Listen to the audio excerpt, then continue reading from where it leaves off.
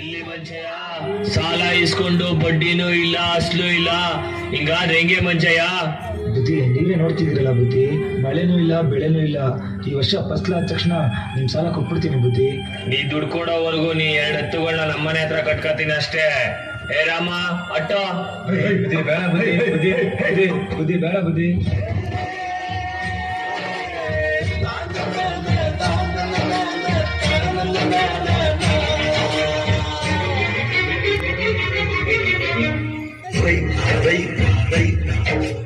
ಅನ್ನ ಕೊಡುವ ತಾತ ಜೀತ ಜೀತ ಜೀತ ದೊರೆಗಳು ಬೆಳೆಸಿದ ಊಟ ಬೇಲಿಯ ಹೊರಗಡೆ ಬಂದ ಹೂವ ರೈತನ ತೋಳಿಗೆ ಕೊಡೋ ಜೀವ.